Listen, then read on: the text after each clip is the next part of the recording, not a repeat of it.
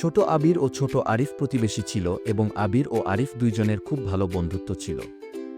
ছোট আবির ও আরিফের বাড়ি পাশাপাশি ছিল। ছুটির দিনে ওরা সারাক্ষণ একসাথে খেলা করে।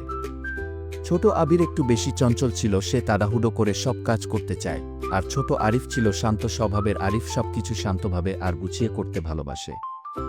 একদিন ছোট আবির ও ছোট আরিফ স্কুল থেকে ফিরছিল। ফেরার পথে আরিফ দেখল একটা বুলবুলি পাখির বাচ্চা মাটিতে পড়ে আছে। পাখির বাচ্চাটি অনেক কান্নাকাটি করছে। আরিফ মনে মনে ভাবল, কি ছোট বাচ্চাটি বোধহয় বাসা থেকে পড়ে গেছে কি। আরিফ সাবধানে পাখির বাচ্চাটাকে হাতে তুলে নিল। ছোট আবির ছোট আরিফকে বলল, আরিফ চলো জলদি বাড়ি যাই, এখন খেলাধুলা করতে হবে। এই বলে আবির আরিফকে বাড়ির দিকে যেতে জোর করতে লাগল। কিন্তু ছোট আরিফ বাড়ির দিকে গেল না। ছোট আরিফ আবিরকে বলল, আবির দেখো বাচ্চাটা কত ব্যথা পেয়েছে, ওকে সাহায্য করা দরকার। চলো আমরা দুইজন মিলে বাচ্চাটাকে সাহায্য করি। ছোট আবির রেগে বলল, আহ চলো না, পরে দেখা যাবে। কিন্তু আরিফ আবিরের কথা শুনল না। সে ছোট পাখির বাচ্চাটাকে নিয়ে গাছের নিচে বসল। আরিফ আবিরকে বলল, আবির দেখো তো এই বাচ্চা পাখিটার বাসাটা কোথায়। ছোট আবির ও ছোট আরিফ আশেপাশের গাছগুলোর ডালপালায় দেখতে লাগল।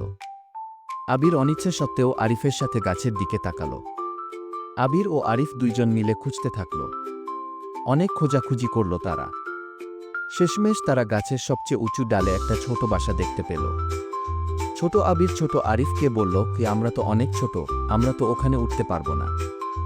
ছোট আরিফ বলল, ঠিক আছে, আমরা বাচ্চাটিকে এখানেই খাবার দেব যতক্ষণ না ওর মা ওকে নিয়ে যায়।